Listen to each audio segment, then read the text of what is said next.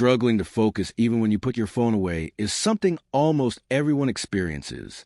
Your brain has an uncanny ability to pay attention to everything except the task at hand, the very thing you want to focus on.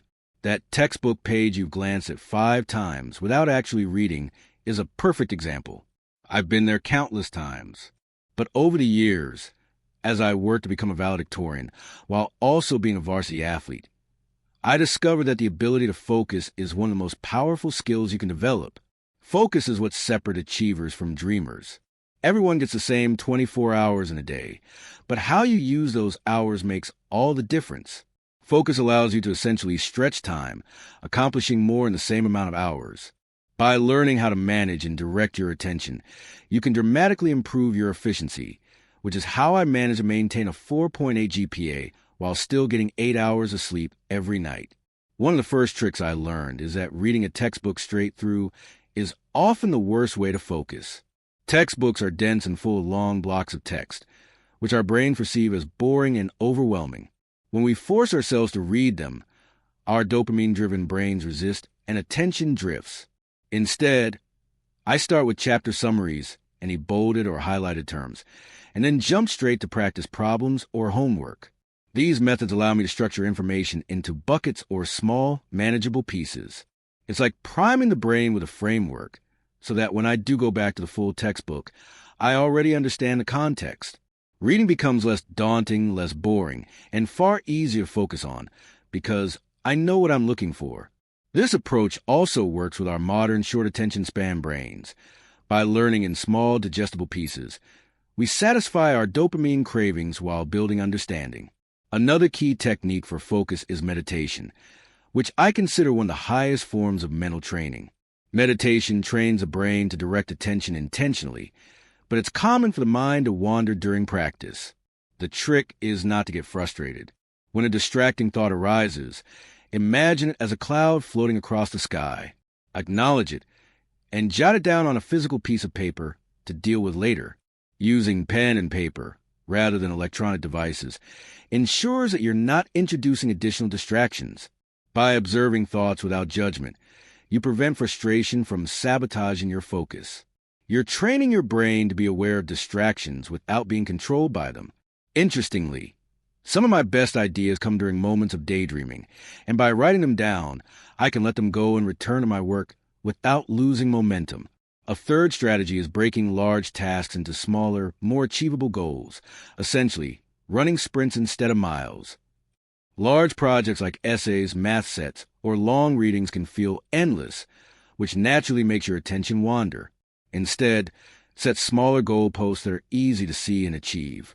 For example, if you have an essay to write, your first goal might just be writing the introduction or outlining key points. Once you achieve that small task, you can take a short break as a reward before moving to the next step. The anticipation of a reward, even a small one, naturally increases focus and efficiency. I've noticed that setting extremely short-term goals creates a sense of urgency and reduces distractions because your brain knows the finish line is visible. Avoid using timers for these short tasks. They can create additional mental checks that pull your attention away. Instead, let the goal itself dictate your focus. Another overlooked factor is managing what you care about. Your mental energy is limited, and every distraction you invest attention in takes resources away from important tasks.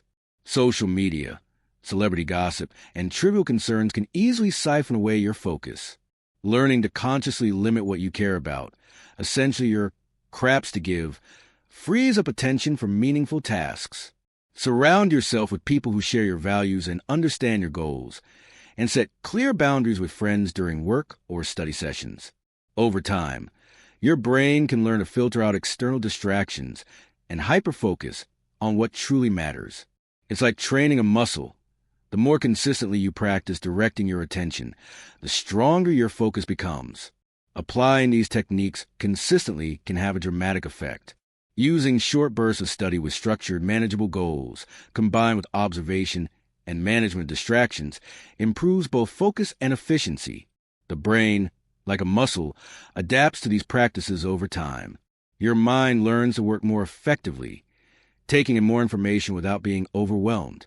And as your focus improves, your ability to learn and retain information skyrockets.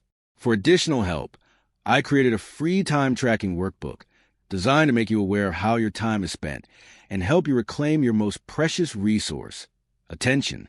By tracking your time, breaking it into meaningful blocks, and managing your mental energy, you gain greater control over your learning and productivity. Finally, focus is not just about studying or working. It's about optimizing how you live your life. Apply these principles to any activity, whether it's sports, music, or personal projects. Set small goals, manage your mental energy, and train your attention as a skill. Your brain will get better at filtering distractions, your efficiency will increase, and you will accomplish more in less time. Focus is a learned ability, and anyone can develop it with consistent practice. For those struggling with test taking, I also have a video with strategies for taking exams quickly and accurately, which complements these focus techniques perfectly. By implementing these practices, you're not just studying smarter, you're mastering the art of attention itself.